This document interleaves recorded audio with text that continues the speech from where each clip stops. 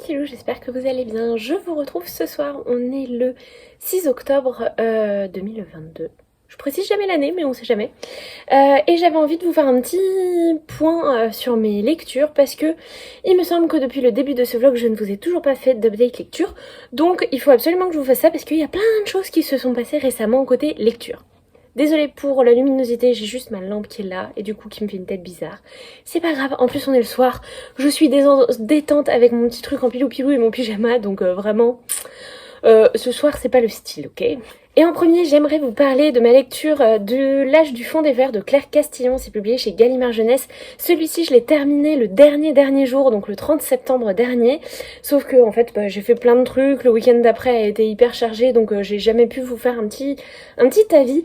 Mais franchement, ça a été un joli petit coup de cœur. Déjà, j'ai adoré retrouver la plume de Claire Castillon qui a un petit quelque chose. Un petit quelque chose, c'est comme si elle mettait le doigt sur l'exactitude et l'exact sentiment qu'il faut ressentir à sa lecture. Et moi, honnêtement, dans cette histoire, j'étais de retour au collège.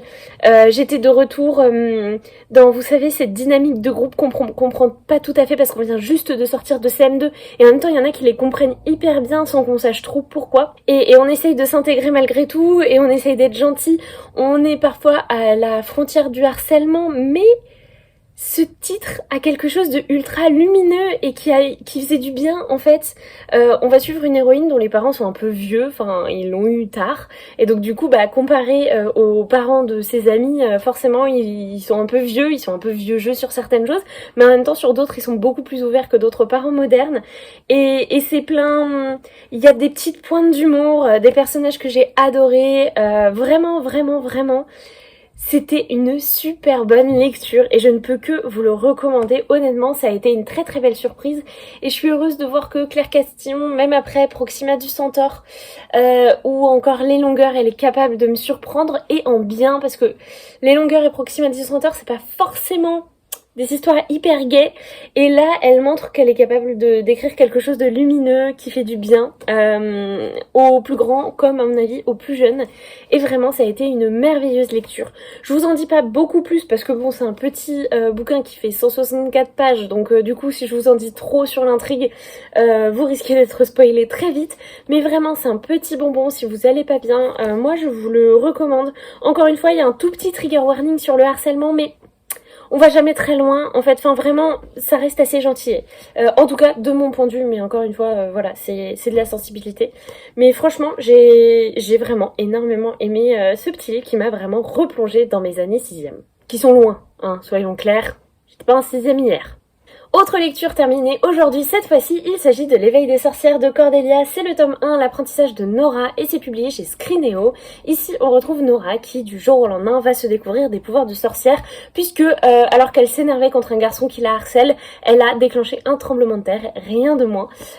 Et donc du coup la professeure de musique va se révéler être une sorcière et va la prendre en apprentissage et on va donc suivre son parcours. Mais au-delà de cette histoire de sorcière, en fait Cordelia elle utilise les codes de l'histoire de l'apprentissage, de la sorcellerie, etc. pour parler de féminisme et d'une lutte qui va avoir lieu contre le sexisme au collège, enfin une lutte gentille, hein, on est quand même au collège. C'était vraiment très passionnant, très intéressant. Je suis assez charmée par l'utilisation que Cordelia a eue, voilà, de ces deux mondes, en fait, du contemporain avec des histoires de harcèlement et de sexisme, et en même temps la magie, elle la porte très bien. Après, il m'a manqué un petit truc dans le rythme. Je trouve que l'écriture, il lui manquait un petit quelque chose, en tout cas pour moi, pour vraiment rentrer dans l'histoire et tourner les pages à fond les ballons. C'était vraiment un petit rien, mais ça reste une très bonne lecture et je serais même curieuse de découvrir la suite des aventures de nos petits apprentis sorcières. Enfin, pour vous faire un petit récap du moment, je suis toujours dans ma lecture commune de Nevernight. C'est toujours le tome 1 écrit par Jay Christophe et publié dans cette magnifique édition de chez De Saxus. Je vous le dirai à chaque fois, ne cherchez pas. J'en suis aujourd'hui même au chapitre 10, enfin il faut que je le lise parce que je suis en retard. Le chapitre 10 c'était normalement le chapitre qu'on devait lire hier avec Tida, elle est complètement à jour, moi je suis complètement en retard, mais c'est la semaine qui veut ça, donc du coup ce soir le programme ça va être de me poser et de lire les 2 chapitres qui me manquent. Et je termine rapidement ce petit update lecture pour vous montrer La commode au tiroir de couleurs, c'est écrit par Olivier Ruiz et c'est publié ici ici chez le livre de poche.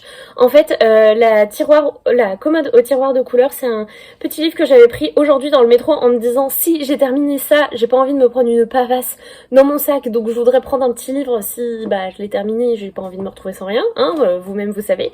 Et du coup, j'ai commencé ce petit livre qui raconte l'histoire d'une jeune femme qui a des origines espagnoles puisque sa grand-mère avait fui l'Espagne au moment de la guerre avec Franco et j'en suis que au début, mais en gros sa grand-mère vient de décéder, c'est des années plus tard, et laisse une commode dans laquelle il y a des souvenirs, des explications aussi sur sa vie, sur ce qu'elle a vécu, et ça a l'air vraiment très très bien. J'en suis déjà à la page 60, c'est un tout petit livre de 180 pages, donc je pense que ça se sera dévoré. Franchement, si je me fais une soirée lecture, il est possible que j'enchaîne mes chapitres de J. Christophe et que je m'enchaîne ce petit livre. Voilà mes petits loups, c'est tout pour le petit bilan que je voulais vous faire là maintenant tout de suite. Et bien, je vous souhaite une bonne suite de vlogs. Je pense que le mois d'octobre, là, il commence plutôt bien côté lecture. Donc c'est une bonne nouvelle, je suis assez contente de moi. Et c'est parti, il va falloir dégommer cette pile à lire du Pumpkin Autumn Challenge et il me reste 2 mois. Sur ce mes petits loups, je me tais enfin, je vous souhaite une bonne suite de vlogs et je vous dis à tout de suite dans le prochain plan. Coucou vous, j'espère que vous allez bien. Je vous retrouve aujourd'hui, on est le samedi 7 ou 8, plutôt le 8 octobre. Et si je voulais vous parler, c'est parce que j'ai terminé aujourd'hui la commode au tiroir de couleur de Olivia Ruiz, toujours chez le livre de poche. J'ai mis quelques jours à le lire puisque je l'ai commencé jeudi, si je dis pas de bêtises, dans le train. Et vendredi j'ai un peu lu et aujourd'hui j'ai un peu lu parce que on va pas se mentir, 180 pages c'est lu assez vite. Et ça a été un énorme coup de cœur, vraiment. J'ai trouvé cette histoire absolument magnifique. On y suit une jeune femme, je sais plus comment elle s'appelle. On y suit une jeune femme dont la grand-mère vient de décéder et qui va hériter de la commode avec des tiroirs de couleur dont la grand-mère l'a toujours tenue éloignée et dont elle a toujours tenu le contenu secret. Et là, grosso modo, c'est bon. Elle va pouvoir regarder, fouiller les tiroirs et en fait, c'est ainsi qu'elle va fouiller la mémoire familiale et que sa grand-mère va lui présenter à l'aide de petits souvenirs, de lettres, de carnets et d'objets.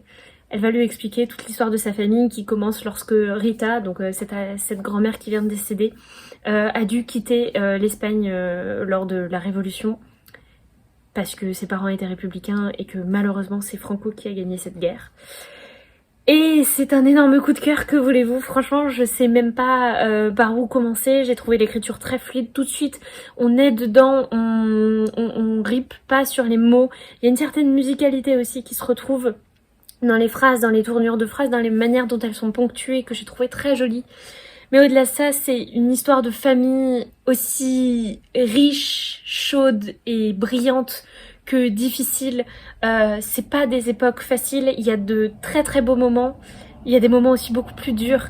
On voit vraiment à quel point ce roman il a été empreint de la vie, en fait, parce que la vie à chaque fois elle vient autant de phénomènes difficiles que de phénomènes bénéfiques et beaux. Et plusieurs fois j'ai eu les larmes aux yeux pendant ma lecture parce que il y a des moments très beaux, il y a des moments très durs. Je me suis mis énormément à la place de Rita et non vraiment ça a été une lecture absolument incroyable. Je crois qu'il a quand même eu du succès puisqu'il a été adapté en BD par la suite.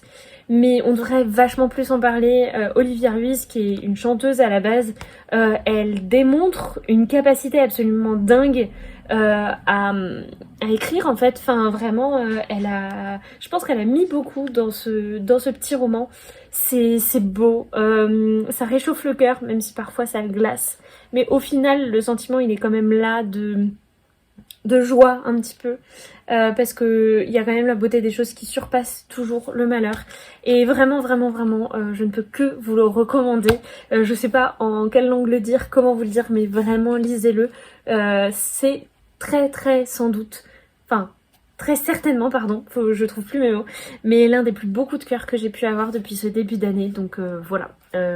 C'était vraiment juste pour vous parler de ça, parce que j'ai été toute chamboulée et tourneboulée par ma lecture, et que du coup, aujourd'hui, j'ai un petit peu du mal à m'en remettre et à faire autre chose.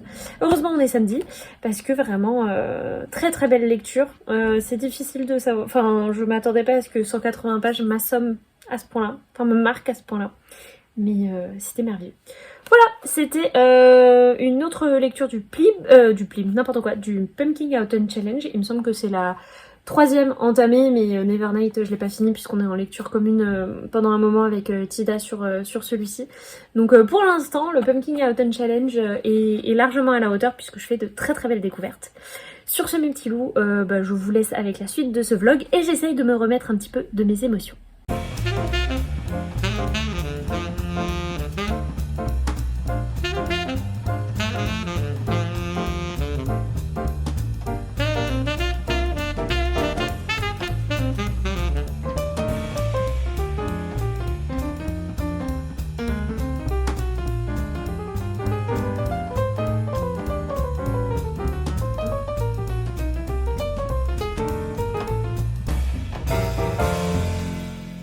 Coucou, je vous retrouve parce que j'ai reçu un petit colis.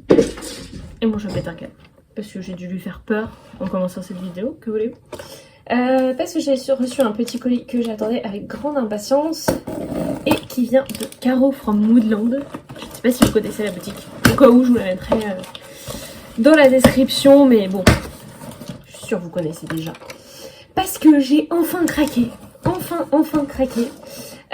Pour l'un de ces mugs. Alors c'est pas le nouveau de cette année parce qu'il était sold out beaucoup trop tôt, mais c'est celui de l'année dernière qui est quand même juste splendide. Alors déjà vous voyez le petit détail du sticker, et même celui de l'année dernière il était trop beau et j'avais envie d'un mug d'automne et regardez-moi comme il est beau, il est trop beau.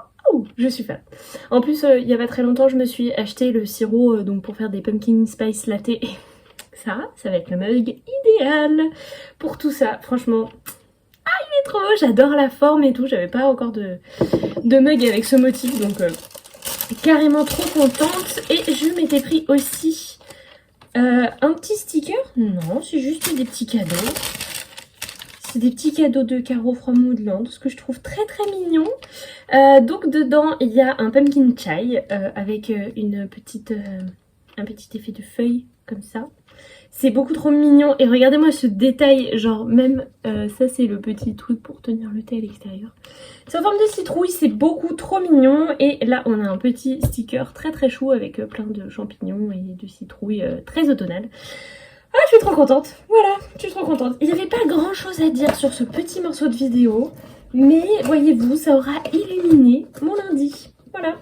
Parce que comme vous pouvez le voir, là, mon lundi, il est chill. Mais là, je suis trop contente. Voilà, je suis trop contente. J'ai rien à vous dire niveau lecture parce que je vous ai fait un petit update ce week-end. Donc, pas grand chose de ce côté-là.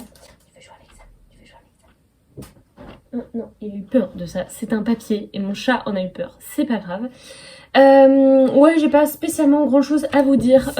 Sinon, parce que rien n'a avancé depuis l'autre jour. Je suis juste absolument fan de ma nouvelle tasse. Et je vous laisse avec la suite de ce vlog chevelu. Parce que je commence à avoir les cheveux longs. Oh, ah oui, ils sont longs. Oh là là, qu'ils sont longs. Il va falloir que je fasse quelque chose, les enfants. Je sais pas encore quoi, mais il va falloir faire quelque chose. Bon allez, à plus tard.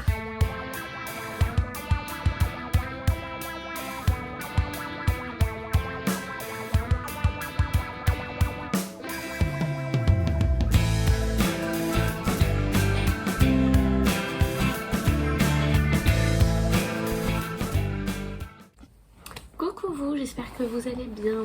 Je vous retrouve, on est le mardi 11 octobre. Et je vous retrouve parce que là j'ai eu une petite soirée tranquille qui se profile. Je suis désolée si je touche mes yeux, mais je me suis mis un peu de démaquillant dans les yeux. Du coup je vois un peu flou, tout va bien.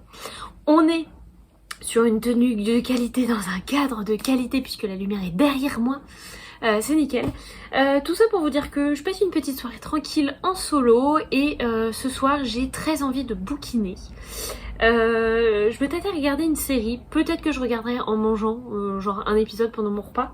Mais sinon j'ai très envie de bouquiner et je me suis fait une pile à lire, genre qui serait équivalente à un week-end ou à des vacances. Mais écoutez, je l'ai fait quand même. Je vais lire mon petit chapitre de Nevernight. Ça, rien de fifou.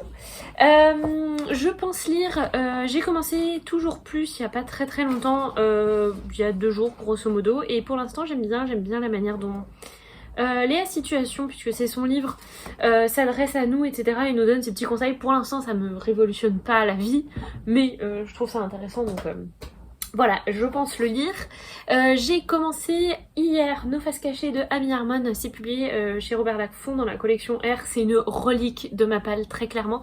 Mais je me suis dit qu'il était quand même temps que je me plonge dans Amy Harmon et ce qu'elle a pu écrire. Donc voilà, en plus celui-là, ça fait très longtemps qu'il me faisait envie. Donc, et en plus, il fait partie de ma pile à lire du Pumpkin Autumn Challenge. Donc je pense que je vais le continuer. C'est assez rigolo parce que ça fait longtemps que j'ai pas lu de Young Adult qui est sorti quand même, il est sorti il y a quelques années maintenant dans la collection R. Attendez que je vous retrouve. 2018. Oh bah écoutez, je pensais pas ça si vieux. Seulement 2018. Genre vraiment non, voilà. 2013 aux États-Unis, 2015 en France, donc il n'est plus tout jeune. Mais écoutez, pour l'instant c'est un petit plaisir coupable, je vous avoue, de se plonger dedans, mais j'aime bien. Voilà, donc ça c'est la partie roman, lecture écrite, on va dire. C'est très con ce que je dis n'importe quoi, mais c'est pas grave. J'ai très envie aussi de me plonger dans 16e printemps de Yumbo, c'est publié chez Delcourt. De me poser là et de lire ça tranquillement avec une bougie allumée, je ne sais pas pourquoi. Ça a l'air vachement bien. Et puis enfin, pas des moindres, mais j'ai très envie de me plonger dans Entre les lignes de Dominique Mermoux. C'est publié chez Rue de Sèvres et ici, comme vous pouvez le voir à la petite étiquette, je l'ai emprunté à la médiathèque et je dois le rendre pas cette semaine, mais la semaine prochaine je crois. Et donc du coup, bah, il serait temps quand même que je me le lise avant de le rendre. Ce serait con de le rendre sans l'avoir lu.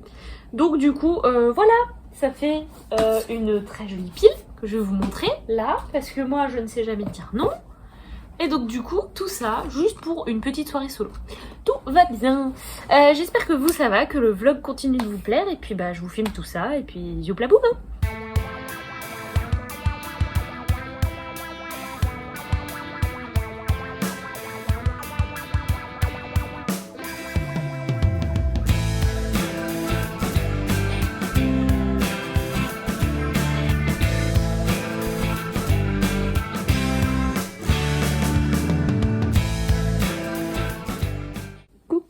J'espère que vous allez bien. Je sais plus quand est-ce que j'ai filmé un dernier bout de vidéo, je vous présentais un petit peu mes lectures, mais il me semble que j'ai pas beaucoup avancé depuis, mais j'avais envie de vous prendre quand même pour vous papoter un petit peu de mes lectures en cours. Pour vous situer un peu, on est le dimanche 16 octobre et j'avais un après-midi, un week-end qui devait être très chargé et qui s'est déchargé. Et du coup, autant hier, j'ai fait tout ce qui était courses, ménage avec mon chéri, et j'ai pas mal avancé sur le mariage aussi, parce qu'il y avait des sujets sur lesquels j'avais besoin d'avancer un petit peu. Mais aujourd'hui, c'était très calme. Déjà, on s'est réveillé méga tard. Je suis désolée quand ça bouge. Attendez, je vais vous poser là. Voilà. Déjà, on s'est réveillé méga tard, donc autant vous dire que faire des trucs quand on s'est réveillé tard, c'est compliqué. Et puis j'avais besoin de me poser. J'ai eu une semaine un petit peu difficile où j'ai eu beaucoup de boulot, un peu de stress aussi. Et du coup, c'était pas évident et j'avais besoin vraiment de me poser. Donc ça m'a fait du bien de me poser un petit peu. Et alors, j'ai pas mal lu. Pardon, je vous parle pas en face, ça va pas vous aider. Donc j'ai pas mal lu, j'avance toujours, je suis à jour. Contrairement à la petite Tida qui m'a dit non mais je suis trop en avance, ou elle est trop en retard. Donc j'avance toujours au bon rythme sur Nevernight et franchement j'adore. Le personnage de Mia me plaît beaucoup, j'aime bien l'humour de l'auteur et notamment toutes ces petites notes de bas de page qui sont assez humoristique quand même la plupart du temps, en plus d'être informative, il y a toujours un petit twist qui est assez rigolo. Je retrouve un peu de l'humour, bon, encore plus noir et grinçant que dans Illuminae, mais je retrouve un petit peu de ça et ça me plaît beaucoup. Et puis l'histoire en elle-même, elle est passionnante, l'univers il est hyper intéressant, très bien construit, etc. Et franchement, j'aime beaucoup. Je sais pas, pour ceux qui me suivent depuis un moment, c'était pas l'année dernière, mais l'année d'avant, j'avais lu en lecture commune, bah toujours avec Tida, j'avais lu l'oranger là. Bon, avant d'être lâchement interrompue par mon téléphone, je vous disais que j'aimais vraiment beaucoup cet univers et quand je lisais Le Prieuré de l'Oranger il y a 2 ans avec Tida, j'aimais beaucoup cette manière de faire, de lire des pavés avec un chapitre par jour ou avec tant de pages par jour, ce que j'avais fait aussi pour la Saint-Saint Royale de Robin Hobb. Et il faudrait que je reprenne un petit peu cette habitude qui était vraiment chouette parce qu'elle nous plonge vraiment dans l'univers et elle permet quand même d'avancer ses bricasses. Donc du coup, c'était plutôt cool. Et sinon, je suis toujours dans Nos Faces Cachées de Amy Harmon, publié chez Robert Laffont dans la collection R. Je suis arrivée à la page 167 sur un peu plus de 400 et je m'attendais pas du tout à ce qu'on parle de ces sujets-là. Parce qu'on va notamment parler de la guerre, mais d'une certaine manière. Enfin, j'ai pas du tout envie de vous spoiler et je pense que mon avis il va se construire au fur et à mesure de ma lecture encore. Mais franchement, pour l'instant, c'est une bonne découverte, mais c'est pas le coup de cœur escompté, dans le sens où j'ai entendu beaucoup de bien de ce bouquin depuis des années. C'est le chouchou d'énormément de gens depuis de nombreuses années, mais bon, pour l'instant, je suis pas encore complètement convaincue. Donc je suis curieuse de voir comment vont évoluer les choses, et notamment la relation entre Fern et Ambrose, ce qu'elle va devenir après le passage que je viens de lire. Donc là, je vais me poser un petit peu pour bouquiner. Et puis je vous tiendrai au courant de l'évolution de ma lecture et de mon avis sur ce livre, parce que je pense que voilà, ça va pas mal évoluer. Voilà mes petits loups, c'était tout ce dont j'avais envie de vous parler. Sinon, dans mes envies du moment, c'est revoir Harry Potter.